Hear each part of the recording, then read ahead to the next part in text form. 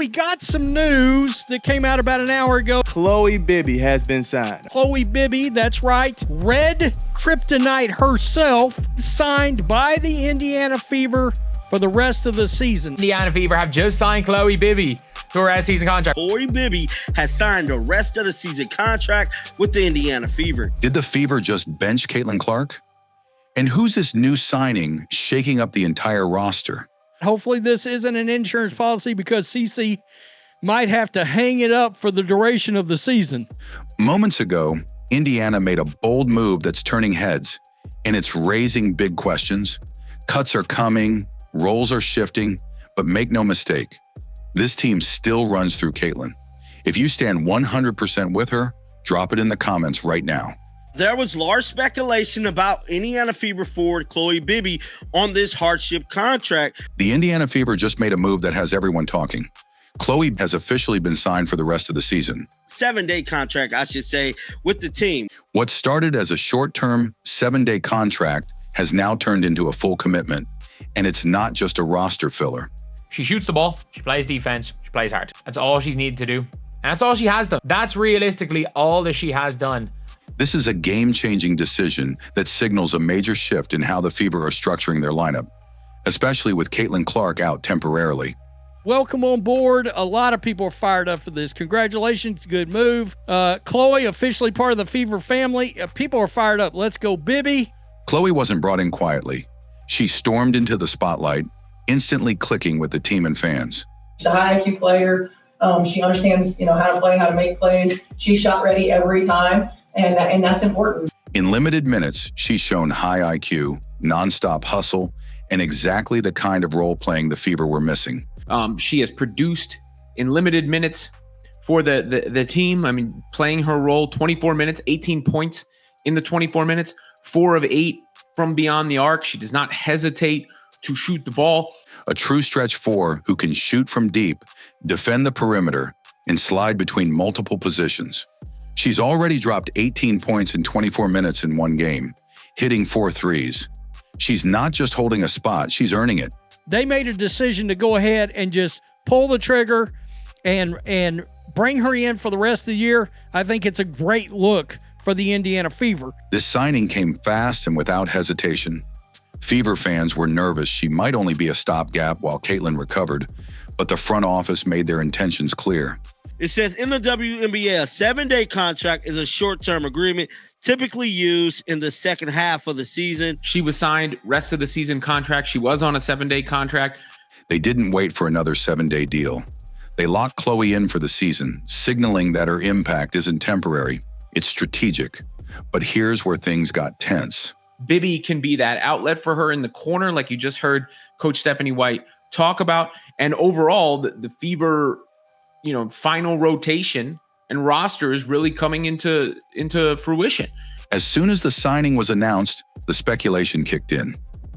Was this insurance in case Caitlin stays out longer than expected? Was someone else being pushed out to make room? And most importantly, does this change how the Fever will look when Caitlin returns?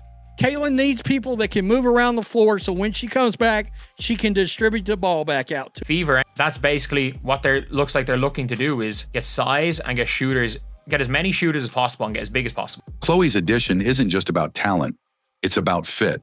The Fever needs spacing for Caitlin to operate. They need shooters who can stretch the floor and defenders who can cover ground. Chloe Bibby is an archetype that will help them get wins. She's not the most talented player in the world overall, but at the same time, she's someone who is going to fit in a role, play a role, and do exactly what's needed to do to help the team win, and she has shown that she can do that. Chloe checks every box, and in a league where athleticism and adaptability rule, she's exactly the type of player who can elevate Caitlin's game, not threaten it. I thought they might sign her to another 7-day, but I don't think there was a need for a 7-day. I don't think there was a need. This wasn't like a trial period. She's past her trial with flying colors. She's absolutely past her trial period with flying colors. So while the headlines scream shock signing and whisper about benching, the real story is this. Chloe Bibby is here to support the vision the Fever built around Caitlin Clark. This isn't about replacing her. It's about reinforcing her. It's time to get rid of Brianna Turner. It's time to cut her. It's time to get her out of the building. Can we get the activist out of the building? Behind the excitement of Chloe Beebe's signing lies a bigger, more controversial question. Who's being pushed out to make room?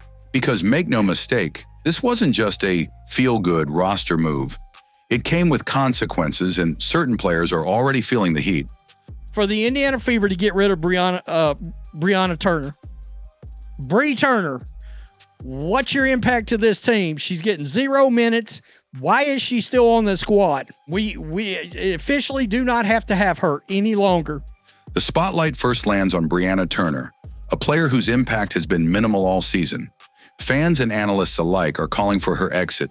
0 minutes, no contribution, and now completely overshadowed by Chloe's size, agility, and shooting range. She's a stretch 4 who can play the 3 and maybe occasionally play the 5. Like, I'd say very, very occasionally, but I think those occasions at times this season will probably happen. And let's be honest, with Chloe proving she can stretch the floor and even cover the paint, there's no logical reason to hold on to a player who's simply not producing. The Fever currently have the cap space to cut Bree Turner. I mean, that's something. That's something.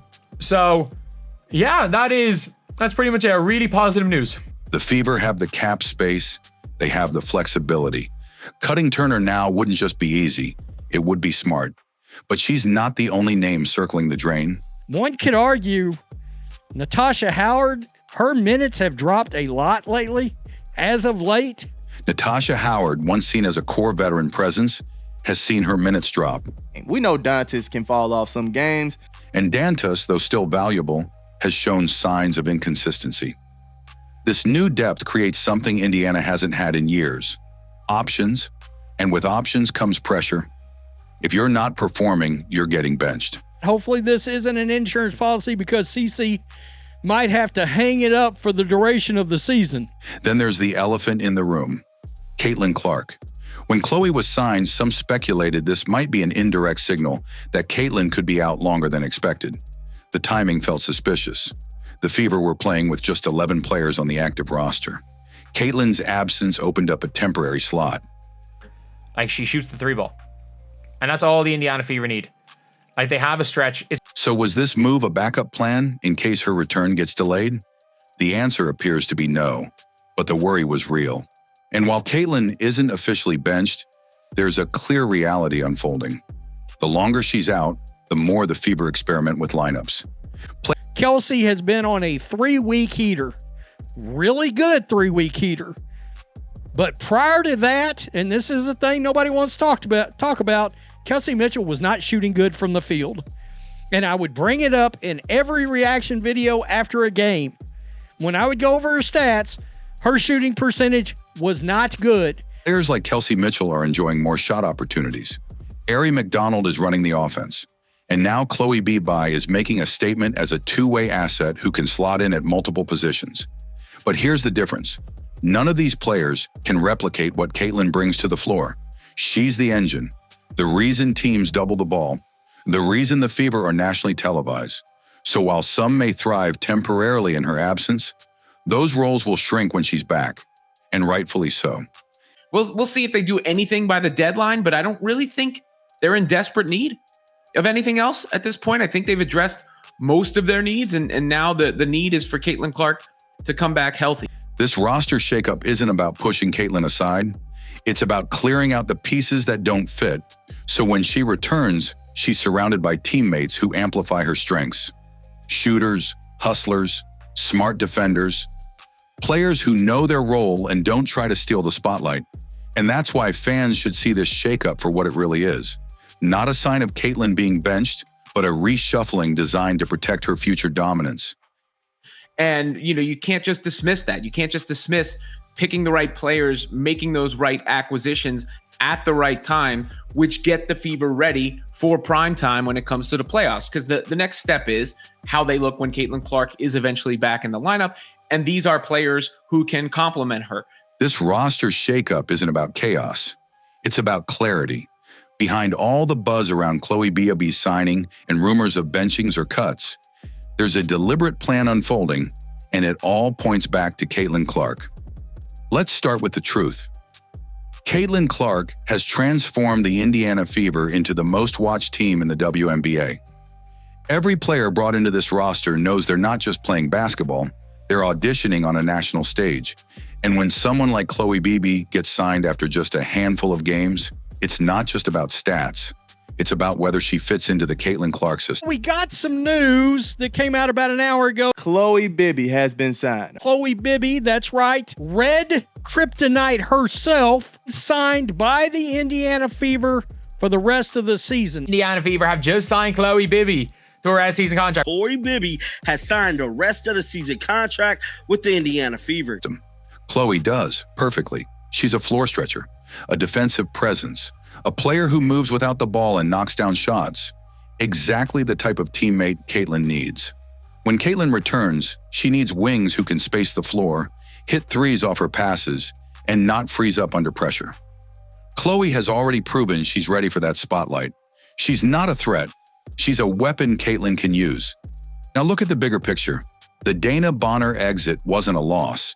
It was the trigger that allowed the Fever to sign Aari McDonald and Chloe Beebe, two players who bring energy, pace, and shot making. It's no coincidence that since those additions, the Fever have looked faster, sharper, and more dangerous, even without their superstar. Like, that's just a big one. That is a genuinely big one for the Fever. And there's no more like, will they, won't they? Oh, are they going to sign her to another 7-day? Is she going to go and play? That's not subtraction. That's preparation. Even the fans see it. From Sophie Cunningham to Chloe, the Fever are stacking the deck with players who will ride for Caitlin, protect her, create space for her, and keep the offense alive when teams throw double teams her way. And remember, Sophie Cunningham didn't just speak up once. She called out the league for targeting Clark. She's one of the few who's willing to stand beside her, no matter what. But let's not ignore the pressure Caitlin faces. She's been targeted, pushed around, and even blamed for the very attention she brings to the league. And yet she keeps showing up, keeps fighting, keeps drawing millions of eyes to the court. And now finally, it looks like the Fever are building a team that won't just rely on her, they'll protect her. But the moves that they've made since then have been the most important ones. The Sophie Cunningham trade, obviously a big addition to the team as well. But let's just say at least as important, the moves that they've made in season. So while the media spins drama about benching or who's being cut, the reality is far more strategic.